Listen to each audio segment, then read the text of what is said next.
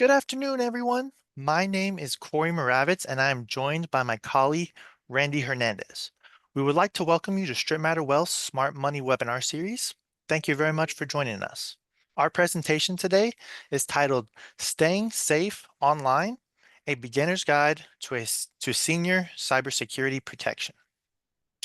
For those of you that don't know us, we are Strittmatter Wealth Management Group, a registered independent advisor located in downtown Fort Worth, Texas. We specialize in investment management, financial planning, estate planning, and real estate investing. We have been in business since 2007 and served clients throughout the United States. Again, my name is Corey Moravitz, and I am a personal wealth manager here with Strittmatter Wealth since 2020. And I am Randy Hernandez. I'm a paraplanner with Strittmatter Wealth. I've been with Strittmatter since early 2024. A little housekeeping before we get started. All of you have access to the chat feature. So if you have any questions, please don't hesitate to type those out, and we'll be happy to answer those for you. Also, we'll be sending out a replay of today's webinar via email. So if you missed something, don't panic. You'll have the ability to watch this again. And you are welcome to forward these presentations and any of our presentations to your family and friends if you think it'd be beneficial. Today's webinar is meant to be purely educational and not meant as tax or legal advice. Please talk to your licensed professional before taking action on any of this information in this presentation. For more information, including key disclosures, please visit our website at strittmatterwealth.com/disclosures. Thank you very much for all those disclosures, Randy. So let's go ahead and get started with our presentation, which is again, Staying Safe Online, a beginner's guide to senior cybersecurity protection. So of course, to start off, when we're talking about cybersecurity, we first need to define what is cybersecurity. And so let's break it down. Cyber means anything relating to or characteristic of the culture of computers, information technology, and virtual reality. Security is a state of being free from a danger or threat. And so bringing those together, cybersecurity involves practices and tools that protect computers, networks, and data from digital attacks, theft, or damage. It is essential in financial advising due to the sensitive client information involved. This does not only include computers, but really all technology that you have. And really, the most prevalent piece of technology that people always have with them today is your cell phone. And nowadays, cell phones can basically be the exact same things as computers. One of the top target these scammers are identifying are seniors, which Randy will discuss with us here next. Absolutely, Corey. And that's why this is such an important topic today, because financial scammers, they often target seniors because they assume you've worked hard, you've saved money over the years, and you might have a nest egg in the bank. And more than likely, if you're listening to this webinar, that is you. But don't worry, we're here to share tips to outsmart them and keep your finances safe. Corey, what are some common cyber threats that we see today? Yes, so some common cyber threats. The number one I'd really say is malware. And so malware is going to can be added to your computer by clicking a specific link. So let's say you're going in and checking out to buy a new laptop. That laptop could be around $1,000. Now, if you have something on there like we like to call it clickbait that you see where it says click here and we'll give you 90% off of this particular laptop, that is more than likely a scam. If it's better than how it sounds, more than likely is going to be a scam. For phishing, these are scams that try to trick users into giving away personal information, usually through fake emails. And I'll show you an example of one of those fake emails a little bit later here in this presentation. The last common cyber threat is ransomware, which is malware that locks down files until this ransom is paid. And so you'll typically see this whenever something is downloaded, and you're just going to start restricting you from getting back to a particular file or particular URL within your computer. With all of these listed threats, there are ways to be safe, which of course Randy will tell you more about. Well, you're spot on, Corey. And in fact, here are a few tips. First, stick to secure Wi-Fi when you're accessing personal information like your bank accounts. For example, if you're in a public network, such as an airport or a coffee shop, those places can leave you vulnerable to hackers. Always try to avoid accessing personal information such as your bank accounts when using public Wi-Fi. Second, try to use a two-factor authentication, also known as a 2FA on your accounts. This is like adding a deadbolt on your door. It gives you that extra peace of mind. And if you're wondering how large of an issue this is, a 5-year study from the US Senate showed that the aging fraud hotline received over 8,000 complaints nationwide. That's crazy. But the good news, though, is that staying safe online is easier than you might think. Corey, this is a helpful reminder even for me. I'm getting excited about this. What's our next topic? Yeah, so our next topic we're going to talk about is how to recognize these scams. But first, we need to understand how the scams work, of course, in order to recognize those. And so, with that being said, I know there's one scam that Randy is really going to discuss with us next. Absolutely. Uh, phishing scams. Phishing scams are like digital bait. Their goal is to trick you into giving away your personal information. For an example, you might get an email claiming to be from your bank, asking you to please confirm your account details. That's a red flag, and it's really a scam. For example, one example that I personally get all the time, I always get a spam invoice and comes in through my email, and it's advertised to be from Norton, saying that I owe money for a subscription that I never purchased. These are ways that scammers can collect your personal information. I'd love to hear from the people that are listening in. What are some common and annoying spams that you receive routinely? And while we wait for that, Corey, have you ever experienced this? Oh, I certainly have. I actually am in the exact same boat as you, where I also received those spam emails from Norton. And I don't know if they've seen that, but I've actually had it on my computer before. And so I don't know if they can see that, but there's all different types of ways that they're able to set up these scams and try to make it look like it really is what it is when it actually isn't. I absolutely agree with you. It should be criminal. Well, Corey, how about this? How can we understand these scams better? Great question, Randy. And so to show you this, we have a example email on the right as well as three key common red flags. The first one is any misspellings or unusual wording. So on the email to the right of the screen, you will see just for unusual wording, for an example, their callback number is 123-456-7892.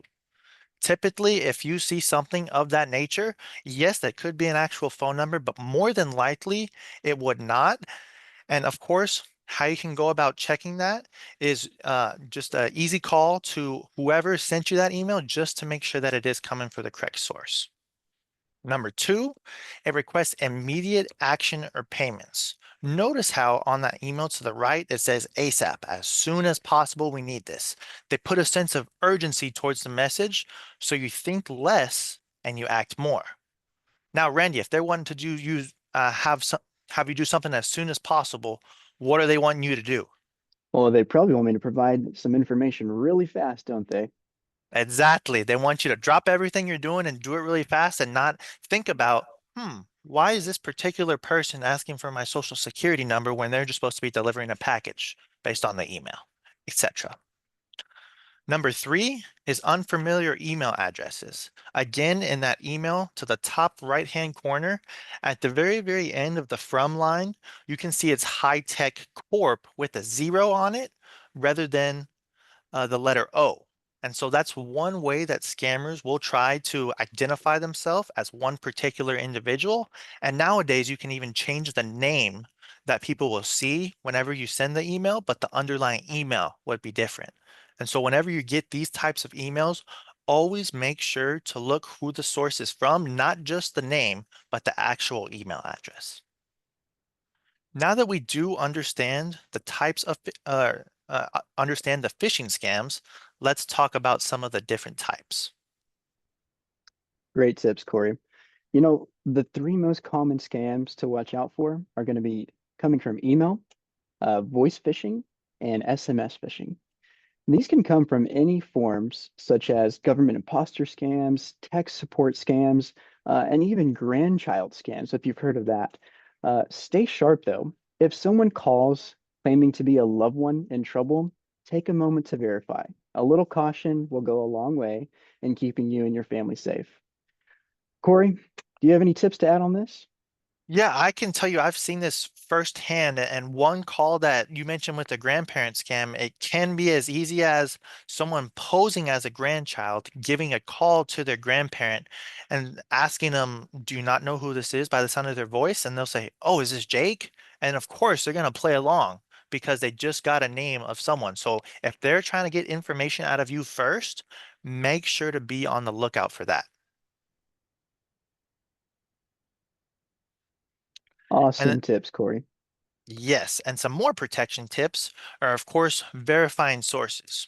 Always check directly with companies using contact info on their official website. Now, this could be as easy as, like I mentioned earlier, if us over here at Strittmatter Wealth sent you a client, or sent you a client, sent you an email, it could be as easy as giving us a call back. Number two is don't click suspicious links. So if you are buying something and they're asking for personal information like a social security number, they don't need your social security number to send your package to your front door. So make sure to be on the lookout for that. The third one is avoid sharing personal information. So legitimate companies are not going to ask for sensitive data via unsolicited phone calls or emails. Now, they may still give you a phone call to get your social security number, but that shouldn't just be out of the blue, right? It should be you're getting set up with the company. And so they need to get all of your information down. So that may be a question that they might ask. Now, if it's been 3 years you've been with the company, they already have that information. You're getting a call and they're asking you again, then you may want to do some more deeper diving to assure that it's not a phishing call. That will wrap up how to spot fraudulent emails and calls. And Randy, please take us to the next topic of passwords. You got it, Corey. Great tips as always. Now, this is one of my favorite topics because having a strong password is like changing a worn out lock with a high security grade multi-point lock. Corey, let's dive into this. Tell us a little bit about your secrets for strong passwords. Well, I won't give you my personal passwords, Randy, but I will tell you the importance of some of the very strong password characteristics. And so as you can see, weak passwords like password 123, or you're just forgetting the password and just putting on numbers 1, 2, 3, 4, 5, 6 are highly susceptible due to hacking, and I'm sure you could guess why. A strong password is the first line of defense to unauthorized access. It's also good to not have the same password for every single login you have. And the reasoning for that is because if they're able to get in one place, you don't want them to be able to get into every single platform that you do have access to. Now, let's discuss some tips on how we can go about making a strong password. Well, you're spot on there, Corey. Let's dive into some practicals. When you're creating a password, you want to aim for it to be 12 or more characters. Why? Because it's harder to guess long passwords. We also want to avoid common phrases such as password 123. Those are super easy to guess. Get creative. Use a passphrase, something like Strip Matter Rocks 2024. It's unique, memorable, and it's tough to break. The only kicker is now that I shared my password, I'm gonna have to change my password right after this webinar. Hey, that makes two of us, Randy. One bonus tip I have is using a password manager to keep your passwords tucked and safe. Can you share a little bit more about how these work, Corey? Yeah, so these password managers are a fantastic resource not only to store your passwords, but they also store URLs or the websites that take you to where you log in. And so, for example, instead of having a sheet of paper where you're writing down every single password that you have, along with every single website you have to go to, you can put it all in one centralized place. And then that one centralized place would have a master password. And so once you're able to get into that master password, you have access to all the passwords that you currently have. And of course, it's not only good for yourself, but of course, the inevitable all happens one day and we're all going to pass away. That'll greatly help your executor not have to have multiple different logins that they're having to do. They're going to say, oh, this is great. I can come over to their house, log into one thing, and I have access to everything. So they can shut down your Facebook if you have Facebook, shut down subscriptions if you have subscriptions, stop paying for the cooling in the house because of course no AC is needed, etc.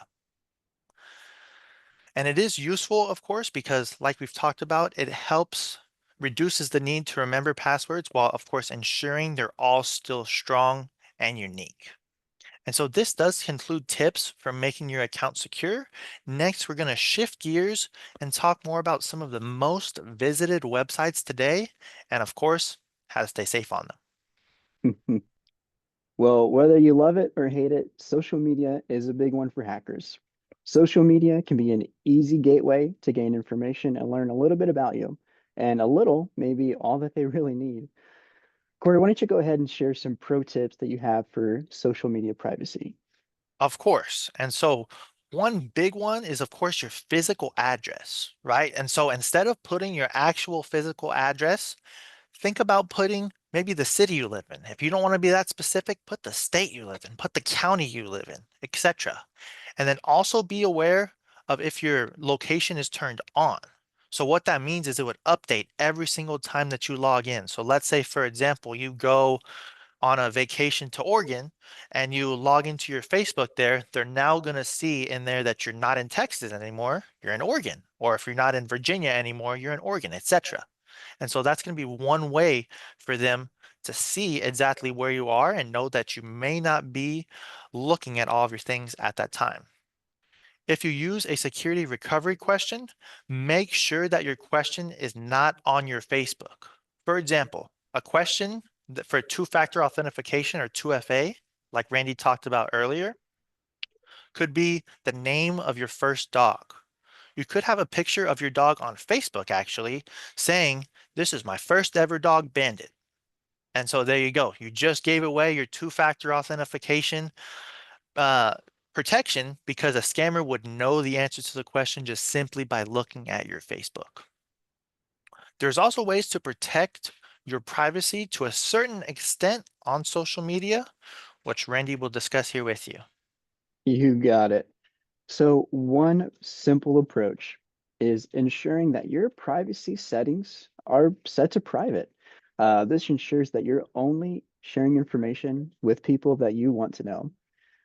Additionally, if you need to block a spam profile, because that happens often, it's also very simple just to go into those settings and you can customize who you would like to block. Corey, I know that you have some great tips on this as well. Would you mind sharing what you have? Of course. So some common social media risk is nowadays you can actually see some quizzes that are on social media. Some of those quizzes, they're going to ask you the exact same question that I just mentioned. What's the name of your first pet? What was the name of your first elementary school teacher? What was your first car? If they ask questions like that, that's going to be a phishing quiz.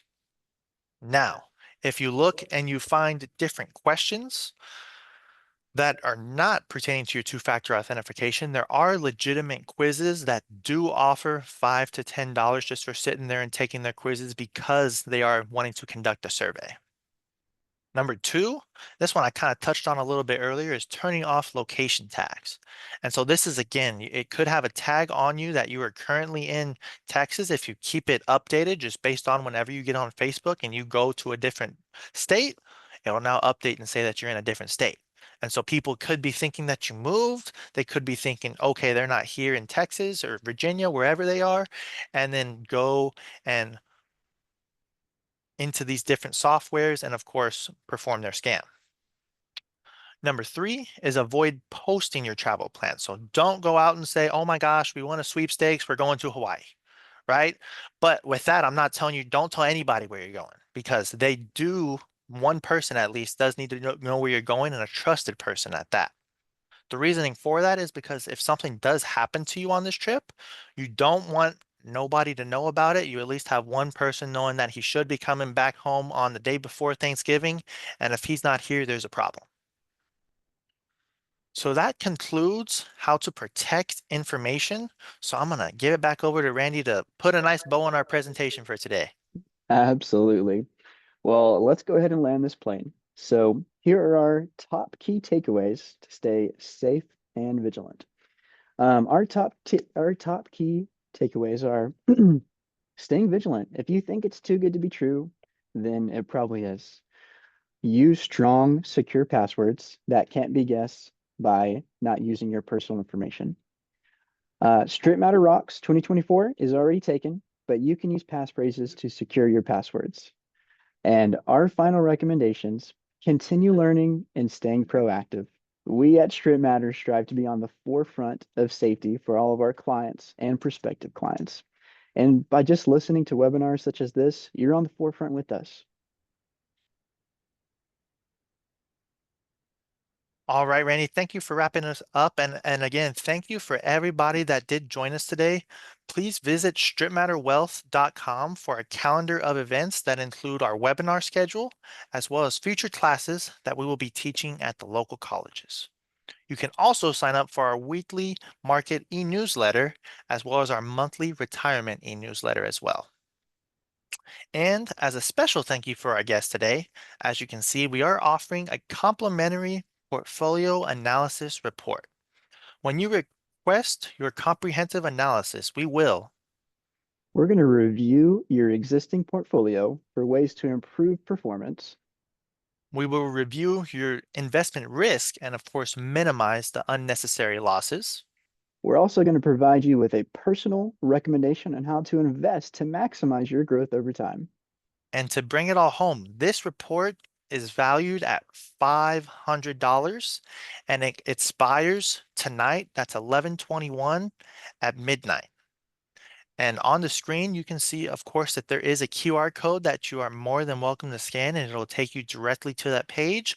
However, if you are having any trouble with the QR code, please feel free to take a picture of our last slide.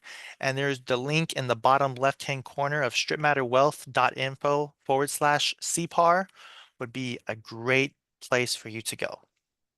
And so, folks, we want to thank you for attending today, and we will stick around a couple minutes if you have any questions. Thanks again. Absolutely. Thank you all.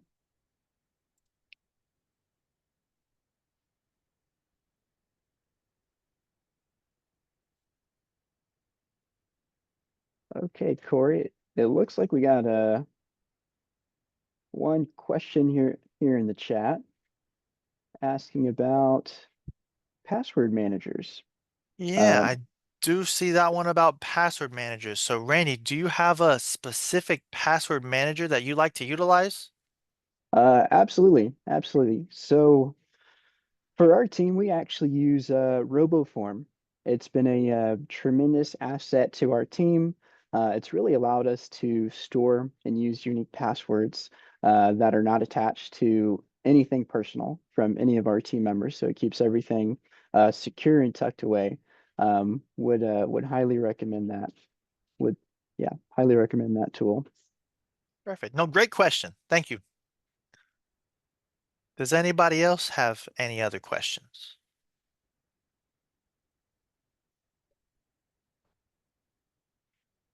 And we'll stick around. I know sometimes it can take a minute to type it all in, so we can wait a couple minutes. And then if not, we will let y'all get on with your day. And we do thank you again for listening, being a part of this presentation, and hope to hear from everybody very soon.